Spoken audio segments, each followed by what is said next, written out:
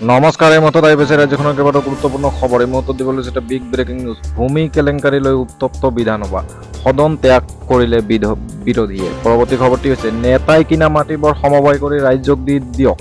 অখিল গগৈৰ আহ্বান। অখিল গগৈ এইবাৰ আহ্বান কৰিছে নেতাই কিনা মাটিবোৰ সমবায় কৰি ৰাইজক দি দিয়ক। পৰৱৰ্তী খবৰটি হৈছে মোৰ পত্নীয়ে কেন্দ্ৰৰ ৰাজসাহায্য লোৱা বুলি প্ৰমাণ কৰিব পাৰিলে মই ৰাজহুৱা জীৱন ত্যাগ কৰিম। মুখ্যমন্ত্ৰী হিমন্ত বিশ্ব শৰ্মাই এইবাৰ এনেধৰণে টুইট কৰিছে।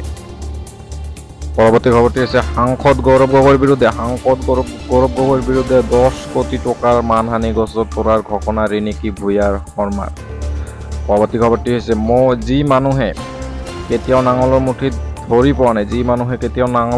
ধৰি পোৱা নাই সেই মানুহে কেনেকৈ জানিব কেতিয়া পুলি ৰুব লাগে। অখিল গগৈ এইবাৰ এনেদৰে মন্তব্য কৰিছে। পৰৱৰ্তী খবৰটি হৈছে গছ কটা বন্ধ নকৰি গছ পুলি ৰুলে লাভ নহ'ব। সদনত বিধায়ক অতুল বৰাই দাঙি ধৰিলে। পৰৱৰ্তী খবৰটি হৈছে বিজেপিৰ প্ৰতিজন সদস্যই নিজা কোম্পানী খোলাৰ অধিকাৰ আছে।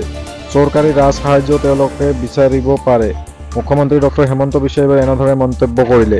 পৰৱৰ্তী খবৰটি হৈছে ৰাষ্ট্ৰৰ প্ৰতি প্ৰেম দেখুওৱাটোৱেই ৰাষ্ট্ৰবাদ। ইয়াক লৈ ব্যৱসায় কৰি ধন ঘটাটো অন্যায়। বলিউড অভিনেতা নানা পাটেকাৰে এইবাৰ এনেদৰে মন্তব্য কৰিলে। পৰৱৰ্তী খবৰটি হৈছে পবিত্ৰ বিধানসভাৰ মজিয়াত বিৰোধী বিধায়কক মন্ত্ৰী চন্দ্ৰমোহনে দেখুৱালে বুঢ়া আঙুলি। এগৰাকী মন্ত্ৰীৰ এই কাৰ্যত